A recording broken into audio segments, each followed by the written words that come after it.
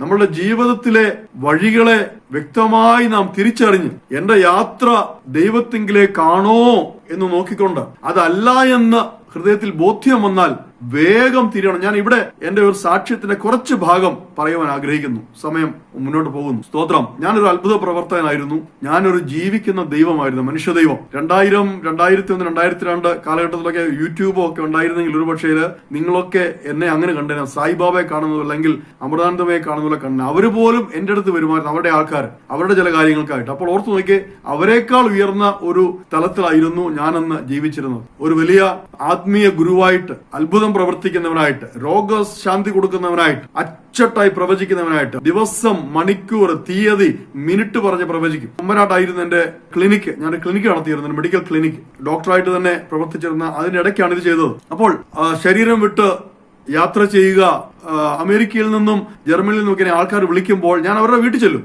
നേരെ ഞാൻ ഇരിക്കുന്ന കുമ്പനാട്ടാണ്, പക്ഷെ എന്റെ ശരീരം വിട്ട് ഞാൻ അവരുടെ അടുത്ത് ചെല്ലും. ചെന്നിട്ട് അവരുടെ കാര്യങ്ങൾ അവരോട് പറയും, അവിടുത്തെ ഓരോ കാര്യങ്ങൾ. അപ്പോൾ ആ ഒരു ലെവലിൽ ഇന്ന് നിങ്ങൾ കാണുന്നുണ്ടോ വലിയ അത്ഭുതങ്ങളും അടയാളങ്ങളും. ഞാനൊരു കാര്യം പറയട്ടെ, ഞാനിത് പറയുമ്പോൾ തെറ്റിദ്ധരിക്കരുത്. നമ്മൾ വിശ്വാസികളുടെയിലും അത്ഭുതങ്ങളും അടയാളങ്ങളും ഉണ്ട്. അത് പരിശുദ്ധാത്മാവ് ചെയ്യുന്നത്. അതും ഇതുമായിട്ട് യാതൊരു ബന്ധവുമില്ല. അപ്പോൾ തന്നെ ഒരു കാര്യം പറയട്ടെ, ഈ അത്ഭുതങ്ങളും അടയാളങ്ങളും നോക്കി ആരും പോകരുത്. ഞാനത് പറയാൻ വേണ്ടി ഇത് പറഞ്ഞു വരുന്നു. അതല്ല നമുക്ക് ദൈവത്തിങ്കിലേക്കുള്ള നമ്മുടെ മാർഗം. അത്ഭുതങ്ങളും അടയാളങ്ങളും അല്ല.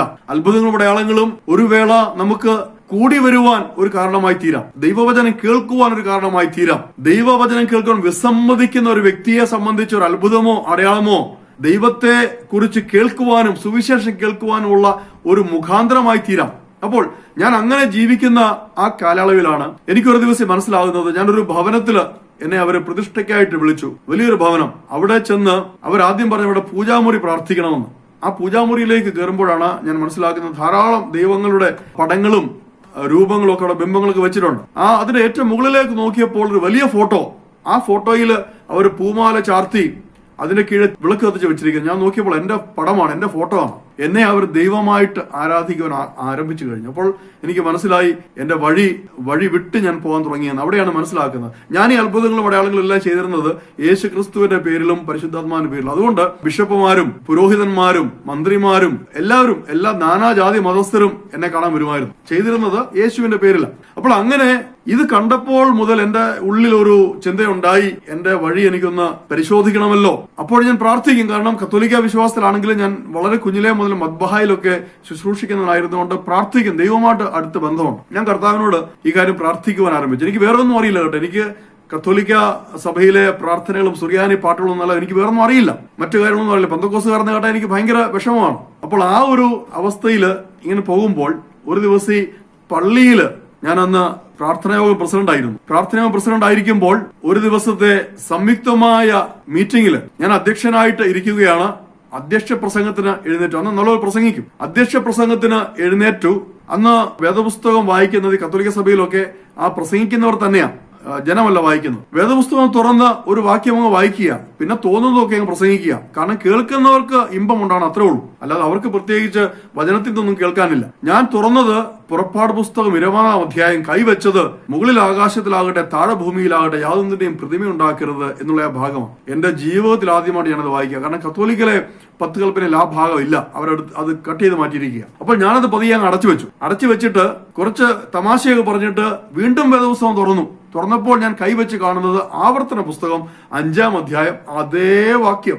എന്റെ ഉള്ളിൽ ഒരു പ്രചോദനം ഉണ്ടാവുകയാണ്, ഇത് ഉറക്ക വിളിച്ച് അങ്ങ് പ്രസംഗിക്കണമെന്ന്. ഞാൻ ഈ ആവർത്തന പുസ്തകം 5-ാം അധ്യായത്തിലെ ആ ഭാഗങ്ങൾ ഉറക്കെ പ്രസംഗിക്കാൻ ആരംഭിക്കുകയും അവിടെ ഉണ്ടായിരുന്ന കുറെ അപ്പച്ചന്മാർ എഴുന്നേറ്റ് എന്നെ പിടിച്ചിരുത്തിയിട്ട് അവർ പറഞ്ഞ്, നിന്റെ ഉള്ളിൽ പിശാച് കിടന്നിരിക്കുന്നു, അതുകൊണ്ടാണ് നീ ഇതൊക്കെ പ്രസംഗിക്കുന്നത് എന്ന് പറഞ്ഞ് എന്നെ ഇരുത്തി അവർ ആശീർവാദം പറഞ്ഞ് ആ മീറ്റിംഗ് അവസാനിപ്പിച്ചു. പക്ഷേ ഞാൻ പള്ളി വിട്ട് പോയില്ല. കാരണം എന്റെ ഉള്ളു പറഞ്ഞു, ഇത് പരിശുദ്ധാത്മാവിനാൽ രചിതമായ വേദപുസ്തകത്തിൽ നിന്നാണ് ഞാൻ വായിച്ചത്. അപ്പോൾ എങ്ങനെയാണ് ഇവർ പറയുന്നത് അത് പിശാചാണ് എന്നെ കൊണ്ട് പറയിപ്പിച്ചത്? ആ ദിവസം മുതൽ തീരുമാനമെടുത്തു വിശുദ്ധ വചനം പഠിക്കുവാനായി. അങ്ങനെ വിശുദ്ധ വേദപുസ്തകം പഠിക്കുവാൻ ആരംഭിച്ച് പഠിച്ചു വരുമ്പോൾ മനസ്സിലായി ഞാൻ ചെയ്തുകൊണ്ടിരിക്കുന്ന കാര്യങ്ങളൊക്കെയും തെറ്റാണ്, ദൈവ പദ്ധതിക്ക് എതിരാണ്. ഞാനായിരിക്കുന്ന സഭയിലെ ചില കാര്യങ്ങൾ പോലും ദൈവ പദ്ധതിക്ക്, ദൈവിക പ്ലാനിന് എതിരാണെന്ന് വ്യക്തമായി ഞാൻ പ്രാർത്ഥിക്കാൻ തുടങ്ങി. കർത്താവെ, എന്നെ ഇതിൽ നിന്ന് ഒന്ന് കരകയറ്റണം, ഞാൻ കുഴിയിൽ കിടക്കാണെന്ന് മനസ്സിലായി. ദൈവം വലിയ അത്ഭുതം പ്രവർത്തിച്ചു. 2007 ഡിസംബർ മാസം, ഞാൻ പെട്ടെന്ന് പറയാണ്, ക്രിസ്മസിന്റെ ദിവസം എന്നെ ഇവിടുന്ന് അബുദാബിയിലേക്ക് പറഞ്ഞയച്ചു. ഞാൻ അപ്ലൈ ചെയ്തതല്ല, എനിക്ക് ഒരു 4 പൈസ മുടക്കമില്ല. ഞാൻ അബുദാബിയില്, ഞാൻ ബേസിക്കലി എയർക്രാഫ്റ്റ് എഞ്ചിനീയറാണ്, വിമാനത്തെ റിപ്പയർ ചെയ്യുന്ന എഞ്ചിനീയറാണ്. അപ്പോൾ അങ്ങനെയുള്ള ഒരു കുട്ടരെ പഠിപ്പിക്കുവാനായിട്ട് എന്നെ അവിടെ നിന്ന് വിളിച്ചു. ഞാൻ ഇവിടെ നിന്ന് പോയി. അവിടെ ചെന്നും ഞാൻ ആദ്യം നോക്കിയത് കത്തോലിക്ക പള്ളി എവിടെന്നാ. അങ്ങനെ അബുദാബി കത്തോലിക്ക പള്ളിയിൽ ചെല്ലുന്നു. അവിടെയും നല്ല ഭക്തനായിട്ട് മുന്നോട്ട് പോകുന്നു.